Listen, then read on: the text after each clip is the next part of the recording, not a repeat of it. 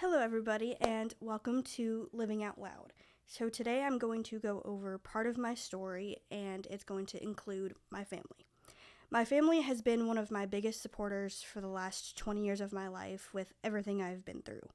I have been through what most people would say a majority of one of the worst things that they could think of. And I was born with spina bifida, so with that being the case, I was having to live in and out of the hospital for the first 5 years of my life, and my family has been one of my biggest supporters through everything, especially my parents. They have always been my rock, my go-to people, the people that have always told me that I can do anything and everything I want to if I put my mind to it.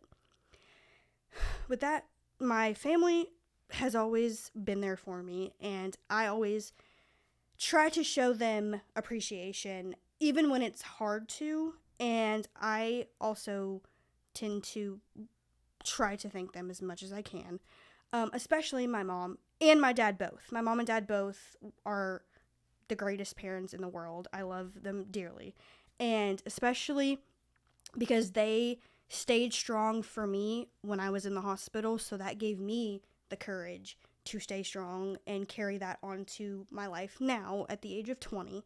I have the attitude of knowing that I can do anything I put my mind to, even when it's hard, or even when somebody looks at me and says, oh, well, you can't do this, or you can't do that.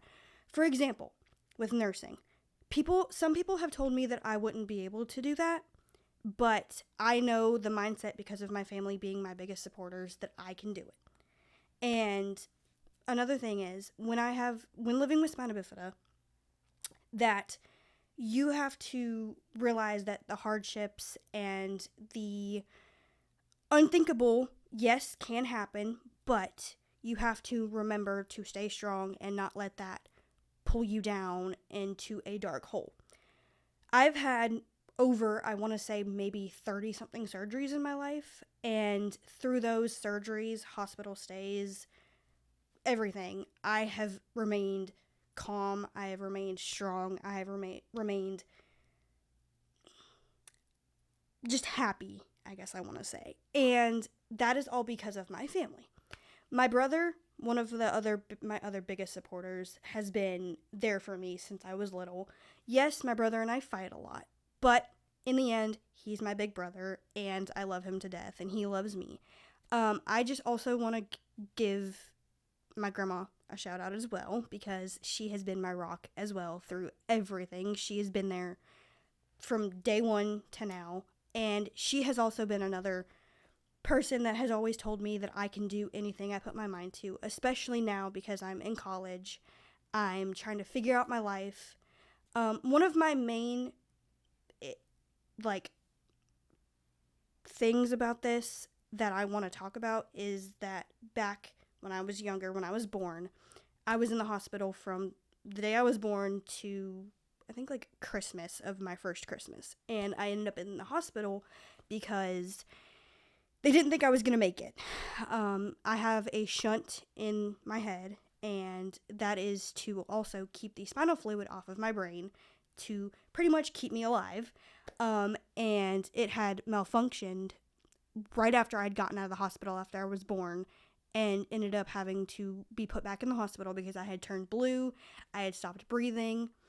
So I just want to also say that during that time, yes, I was a baby, but I realized, looking back at the moments that had happened to me when I was younger, now as an adult, I realized that it was a miracle that I had survived, and it's a miracle that I'm here today, being able to do this and being able to live my life how I want to and not have to listen to everybody else and the negative things that they say.